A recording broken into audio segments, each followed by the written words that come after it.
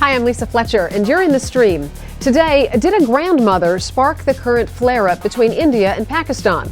We examine if the two countries can have lasting peace without resolving the fight for control of Kashmir.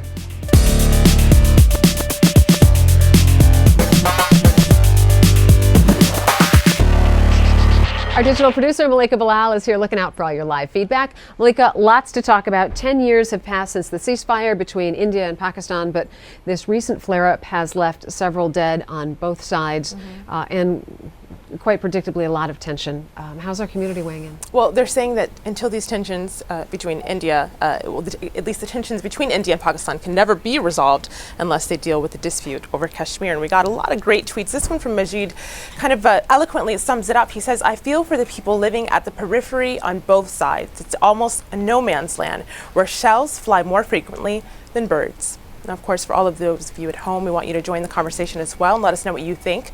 Use the hashtag AJStream. To Malika's right is Moeed Yusuf, South Asia advisor at the U.S. Institute of Peace, where he manages the Pakistan program. Moeed, thanks for being here. Pleasure.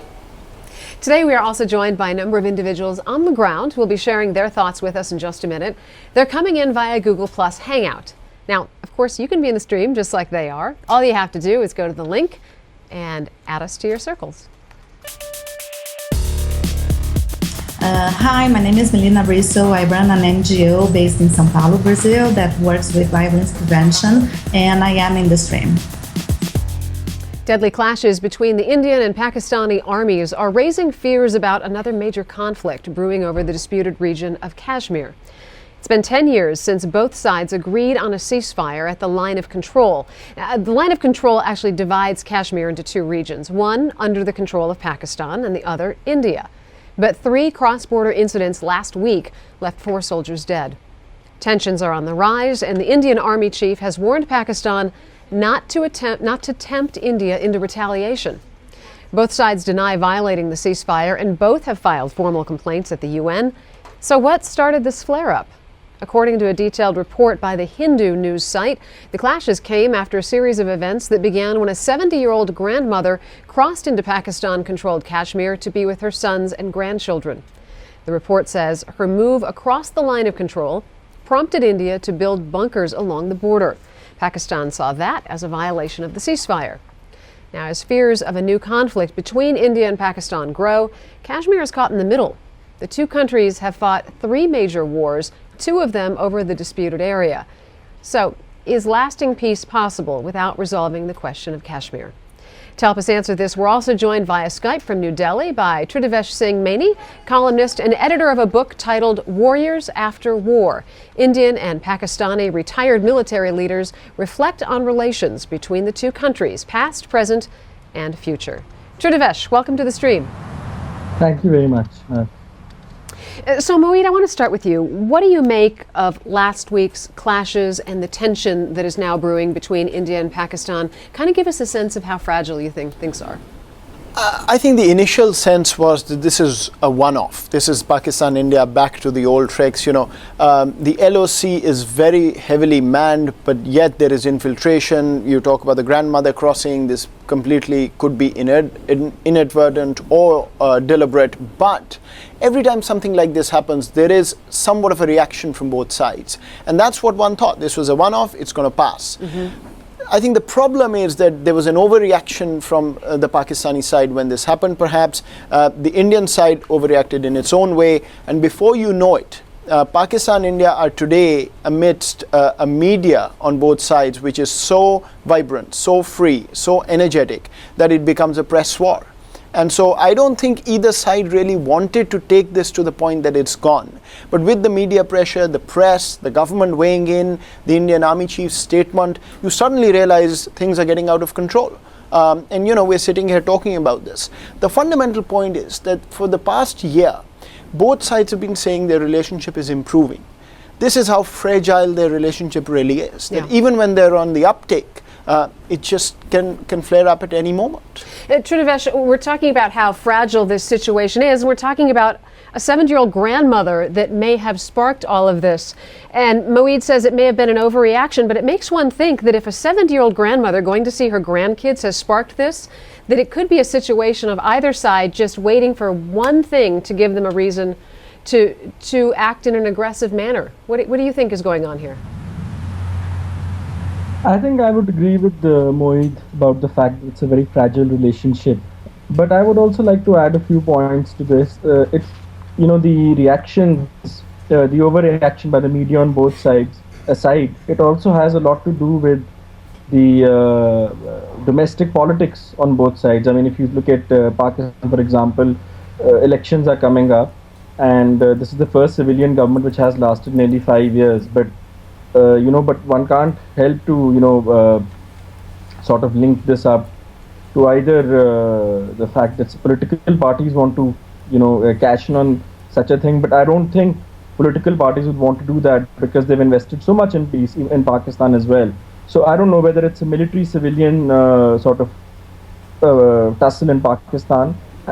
And then on top of that, in India, if you look at it, while Dr. Manmohan Singh has invested a lot in this peace initiative, there have been those within the Congress party and outside who have been critical of his peace overtures, saying that this is unrequited and Pakistan hasn't reciprocated on the core issues. So it boils down to the fact that it's not only a question of India and Pakistan, it's also the polarized positions within both countries. It's a George Bush-like sort of thing, that either you're with us or you're against us. Even if you look at the reactions, I mean, you have two schools of thought. One which says that dialogue should go on irrespective of whatever happens.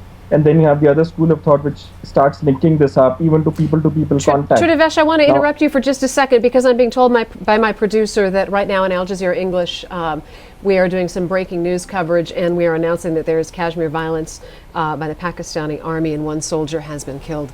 And that's unfolding. Wow. One Pakistani soldier has been killed, my mistake, and that's unfolding right now as we speak. The line of control has been breached 10 times in the last month. And if you look at the situation there historically, when there have been that many breaches and this kind of build-up, bad things have happened, like in 2008, that sort of led up to the Mumbai attacks. Do you see things escalating to that degree with this situation?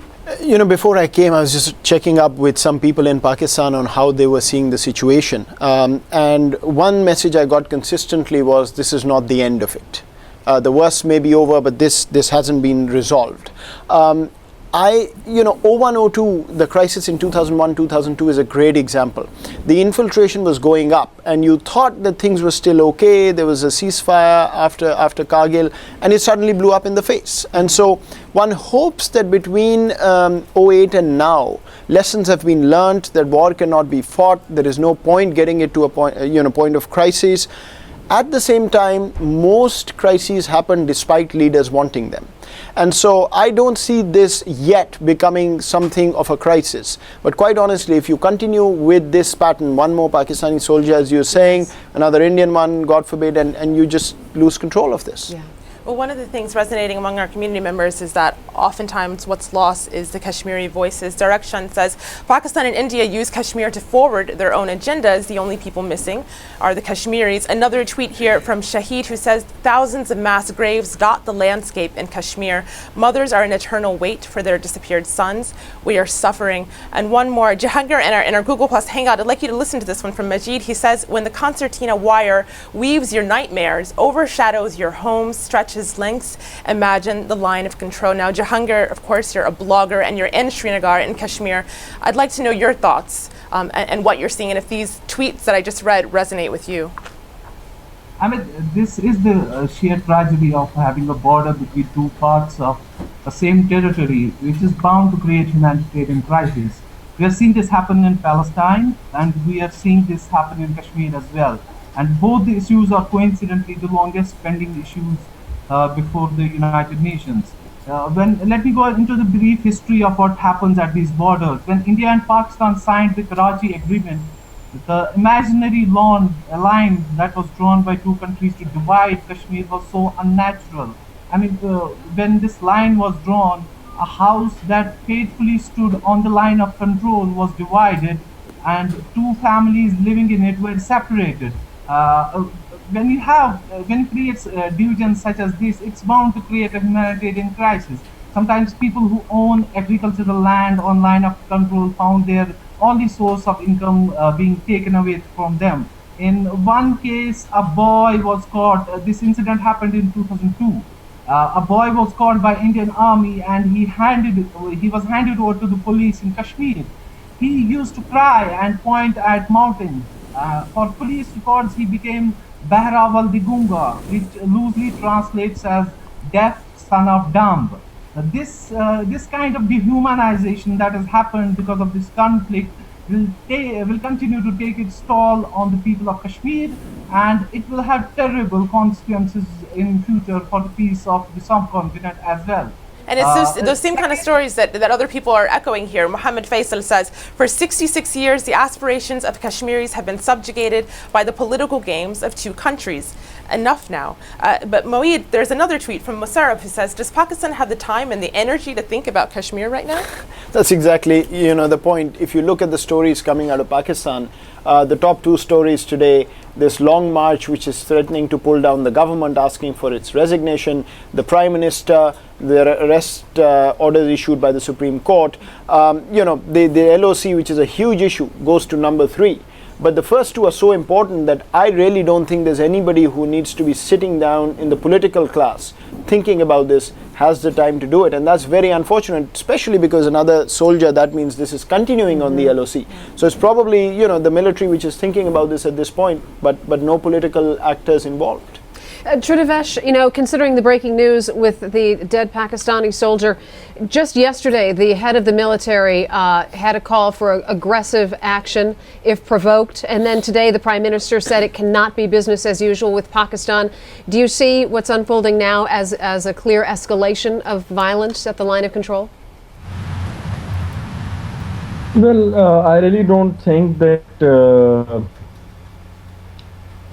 obviously this episode came as a shock, especially, as I said, especially after so much investment had gone into the peace processes from the Prime Minister, who has been under criticism. Tridivesh, we're having trouble hearing you. We're going to have our folks clear that up, and Moeed, I'm going to toss that over to you. Does this look like an escalation to you, given what was said by the head of the military and then the Prime Minister? As I said, I don't see this as a crisis yet. I think this is still localized. I think if the two commanders on the ground can be allowed to talk through this and draw up a new plan to make sure this doesn't happen in the coming days, I think you can pretty much quash it at this point. Your guest had talked earlier about sort of Pakistani politicians or military taking advantage. Actually, the funny thing is in Pakistan, it's not getting as much coverage as it otherwise would because of the domestic problems. And so I think you have an opportunity to sort of take this under the radar and very quickly settle it at the local level. Now, if you have a soldier a day in the next week or 10 days, political pressures, weak governments on both sides, the media, we don't know where this will end up. And then there's always the non-state actors, the militants, who've created a huge mess in the past. And you can't rule out anything in the India-Pakistan context, unfortunately. But so far, fingers crossed, I don't think we're there. Let's go back to India to get the view from a blogger there in our hangout, Akhilesh Mishra, speaking to us from New Delhi. He's a political blogger. Akhilesh, there's a tweet here from Hamid who says, what happened at the line of control has been happening there since the line of control was created. Enough has been said, and this is going to continue. You agree? No, I don't agree with this because I'll start by talking about the very premise of this program, which is that Kashmir is the core issue between India and Pakistan. This is fallacious argument. The core issue is not Kashmir, the core issue is Pakistan, because the very basis of formation of Pakistan is not India. So whatever does work in India does not work in Pakistan. Democracy works in India, does not work in Pakistan. Civilian control of military works in India, does not work in Pakistan. A judiciary which works within confines in India does not work in Pakistan. It does a judicial coup which is unheard of anywhere in the world.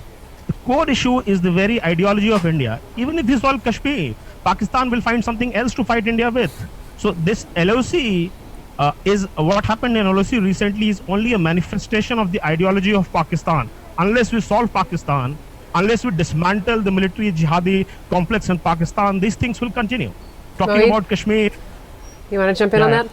I guess I was wrong about sort of the young generation thinking differently. I think this is a very So you're saying he is more of the old guard line of thought? No, I don't want to put anything words in his mouth. What I'm saying is I think this view, quite honestly, comes on both sides from people who have seen this from a particular lens and have not had as much exposure or access to thinking on the other side. I actually think that in Pakistan, at this point more than India, there is across the board virtual consensus on solving Kashmir and solving it pretty quickly and making compromises, finding a solution and moving on. Because of Pakistan's internal weakness, not because there's any love sort of lost for India or anything like that, but ultimately it's a very pragmatic decision that, we've held out for 65 years, it hasn't worked, we need to move on. I'm not sure I'm going to get into sort of the ideological business and what happens in Pakistan versus India. The fact is very simple. It's a disputed issue. LOC has been a troublemaker for a long time. Both sides agree there needs to be a solution. They had a formula in 2007. We really need to look ahead and solve these issues rather than point fingers at each other. It won't get us anywhere. These two countries have done this for 65 years. I want to get back to this idea of what this really means to Kashmiris. I mean, we're talking a lot about this geographic struggle between two countries. Ashwaq Masoodi, I want to bring you in. She is a journalism student currently in New York, but she is Kashmiri. Is this a situation where the human voices have gotten drowned out? And if so, I want to hear a little bit about your story and your experiences and how you view this as a Kashmiri. Unmute yourself. There you go. Yep, perfect. Yeah. Let's not be reductionists and believe that the Kashmir issue is just about the Indo-Pak relations or the engagement between the two countries. It's a far bigger and a more complex issue in itself. It's about the long, unheeded aspirations of a people. It's about the overwhelming and the growing urge for freedom. It's about azadi. It's about the desire for living lives with dignity. Let's not forget that. I mean, my experience of growing in conflict, it's like all of us. It's like all the people in my generation. It's listening to the voice of explosions, growing we saw as children. So our whole perception of the world is different from the perception of other children or the youth from the other parts of or from India. And Ashwaq, you wrote a blog post called How I Learned to Write Obituaries. I pulled it up on my screen here. And in it you say, you talk of going to school that was shut because of bomb blasts. And that's not something that, everyone can relate to. So how do you portray or how do you get that message across of what it's like to grow up in that and how urgently a solution needs to be for that problem?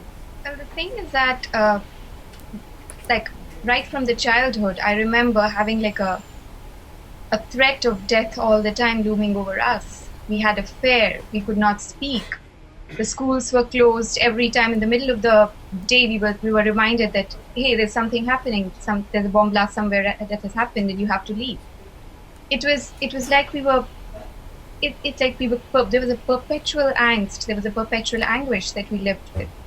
And it stayed with us. There was a time that personally, for some time I just pretended that things were normal, or I tried to efface the memories of the bad times, but it just comes back to you because you're living with it, because that's not what this is not what you want. Everyone wants to breathe the air of freedom. Moeed, is a free and independent Kashmir, one, possible, and two, if so, how organized are Kashmiris to make that happen? I think, first of all, we have to understand that the point just made about Kashmiris being at the center is absolutely critical. And Pakistan and India have come around to accepting this formally only very recently. After their peace process, they started talking much more about it. I don't think there's anybody who's seriously now talking and thinking about an independent Kashmir as a viable option. For Kashmiris, it still may be very important. But I think the shift has been, even in Indian Kashmir, to talk about autonomy, to talk about dignity and freedom of life rather than freedom from the Indian Union. That's been the change. Now, this can revert depending on how the Indian state manages this. 600,000 security forces and everything that you've just heard cannot be comfortable. And I think that's an internal Indian issue to resolve. Then you've got the blanket of the India-Pakistan problem, which comes in. But if you subsume the Indian problem under the India-Pakistan problem, Kashmiris get lost and left out. And that's what you shouldn't do. But ultimately, I think it has to come to a compromise solution. As I said, there was a formula in 2007 which would allow both sides of Kashmir to interact, to trade, to move freely, and for both sides of Kashmir to be demilitarized. For me, that is the starting point, at least, where we can get to. Tridivesh, I want you to jump in here. React for me, if you would, to what Moeed has just said. About Kashmir, is it? Yeah, and about India's role in all of this, India's fundamental role. You see, first of all, I would like to just make it clear to Moeed that I wasn't, speaking about the civilian government taking advantage of the situation. I was talking about a possible tussle between the civilian government and the military over there. I, in fact, underscored the fact that the civilian government in Pakistan has made some very bold efforts towards India.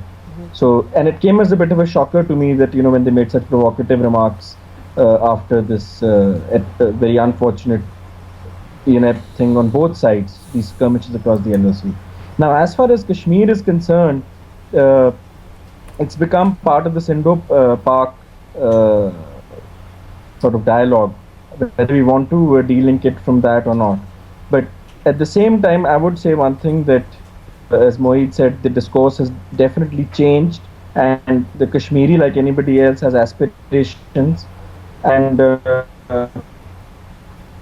all the aberrations, there are certain things. I mean, if we can improve the quality of governance within the Indian Kashmir, if if human rights violations or excesses, if we are more harsh on whatever excesses, like if there's a zero tolerance policy towards that, I think we are moving in the right direction. So I don't think that the old discourse really holds about necessarily. But at the same time, yes, the Kashmiris obviously have a full right to live with dignity, and they also have aspirations. We have like about 30 seconds else. left in this main discussion, but we're getting about 35 tweets a minute on this discussion, which is a lot. I just want to read two here from Kashmiris. 4 profound words, 4 solemn pledges, 4 bywords, right to self-determination, and one more. This is where we fall out of the tree. Kashmiris want a free country, whether you like it or not, just as we were. All right, we're going to hold these thoughts. Thanks to all of our guests today. This discussion is going to continue in our online post show. And at that point, we want to talk about what it's going to take for real progress in the area. But before we do that, here's Malika with a few other stories we're following.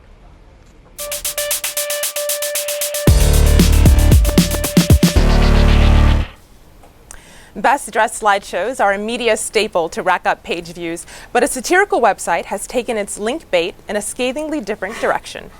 Omar tweets, "The Onion has figured out how to make people see pictures from Syria, disguise it as a best dressed list."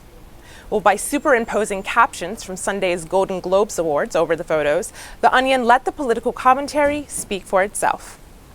Presenter Jessica Alba steamed up the red carpet in this coral-hued, mermaid-style Oscar de la Renta gown, and check out that stunning diamond necklace and glamorous feathered clutch. Netizens applauded The Onion for calling the media out. Jaunty wrote, "The Onion shames everyone with this piece. Slideshow makers, award show followers, Syria ignorers. Damn impressed." Our next lead comes from Madrid, where an anti-austerity flash mob, is using music to brighten the days of the unemployed. A Spanish radio station organized musicians for an impromptu performance of Here Comes the Sun at an unemployment office. Spain's unemployment rate was recently reported the highest in Europe, and the video has resonated. It has more than 1 million hits in just a week. But what stories do you want to see on the stream? This is your show, so join our community and let us know. Just like us on Facebook and send us your pitch. Lisa? All right, as mentioned, the post show is next. So if you're near a computer, log on to stream.aljazeera.com and join the rest of our discussion. Now on Wednesday, Vietnam's crackdown on bloggers and citizen journalists. We're going to examine the limits of free speech in that country. So send us your thoughts and your questions on that And until then, we'll see you online.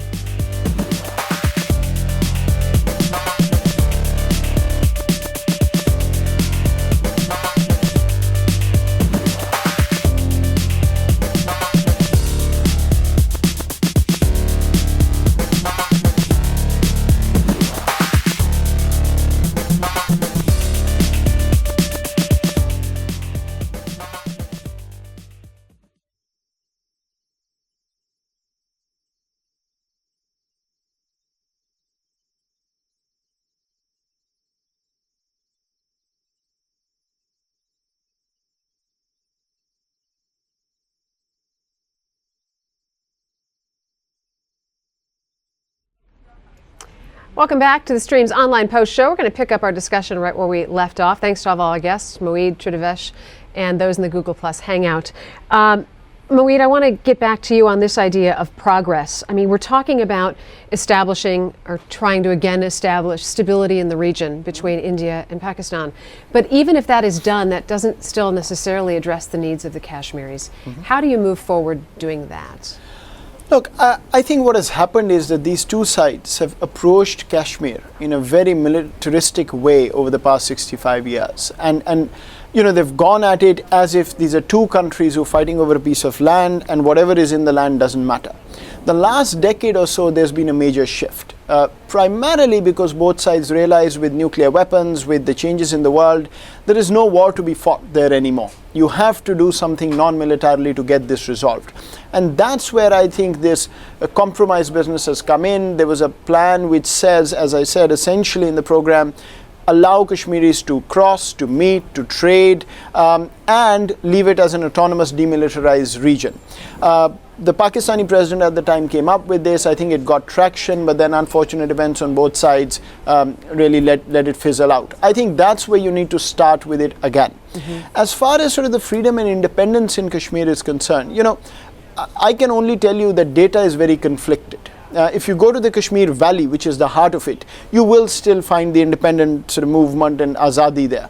If you go elsewhere in Kashmir, not as much. And I, quite frankly, have to say that India is the stronger status quo power here. And there is no way I see India giving up on Kashmir. Simply because Kashmiris want it. It's an unfortunate truth, but it's the truth. So being the status quo power, they really don't have to do much of anything. Well, the compulsions are not there. On the Pakistani side, internal weakness, the chaos, budgetary issues, all of that has led Pakistan to see a new way of living next to India. With India, quite frankly, it's the rising power, it's the status quo power, and Westphalian states don't necessarily give up territories just because somebody asks them to do it. Well, Faris Islam in our Google Plus Hangout, I want your views here. You are a writer for Dawn newspaper in Karachi.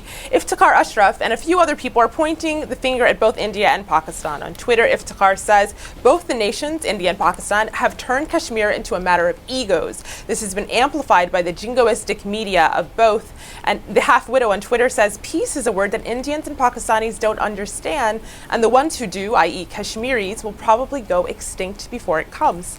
Faris, what's the view from Karachi? So I think they do point out some very interesting points. I think we have too often let the Kashmiri people be completely sidelined in this process. And through all this talk of forming borders, forming confederations between the country, at the end of the day is you can divide the land as much as you want, but you still have to be able to live next to your neighbors in peace. And I think there is a growing consensus, at least in Pakistan, that this has to happen.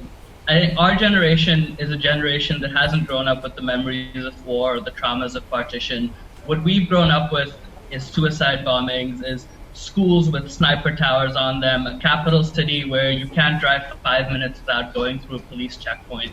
We understand the terrors of terrorism. We understand what it does to a society. And I think we really understand that peace with India is crucial to try and address this issue and to move us forward. For us, India isn't sort of the big bad wolf living next door. For us, India is Bollywood. India is the South Asian success story. And there's so much more to our relationship with India than just Kashmir, that there's real potential to move forward on all of those fronts, and a hope, I think, that we can, and then after laying the groundwork for this, then we can try tackling Kashmir. Tridivesh, it's not always easy to know who's calling the shots in Pakistan. Does that make it more difficult for India to settle this Kashmir issue? Yes, I think that is one of the reasons, and there are other complications as well. So, I mean, it's easy for for people to come with multiple solutions. Do this, do this, do that. But I think the first step would be, even if we can increase people-to-people contact. I mean, if you can make the borders more porous, that would be a good step. And as Mohit said, if the level of trade can increase, and at the moment, I think people on our side of Kashmir and both sides actually complain of a very stringent visa regime. So the sad part is that we're talking about such big issues on this show, and we're not even addressing the basic ones like the visa regime. If you look at the Indo-Pak relationship as a whole, there was a liberalization of the visa regime which was to be operationalized very soon, that people over the age of 65 would get visas on arrival, and that has been the first casualty of these skirmishes on the LOC. And then of course even Pakistani artists, sportsmen. And the sad part is that while the defense issues, the security issues have dictated this relationship, if anything can cement ties between both the countries, it's the softer things like culture and trade. But we've done the least on that account, and every time for some reason they get hyphenated with the overall tensions.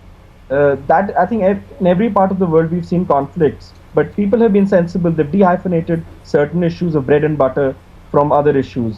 India and Pakistan have really faltered on that, and we punish the wrong people.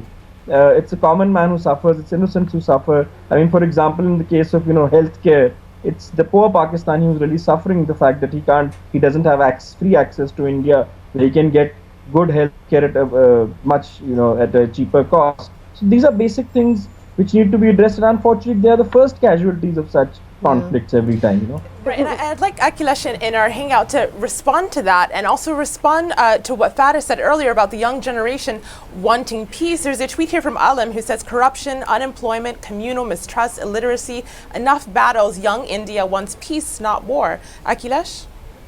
Yeah, this is a fair question, and let me answer it this way, that people in Kashmir can choose to live because of their religion, or can choose to live because of a better life.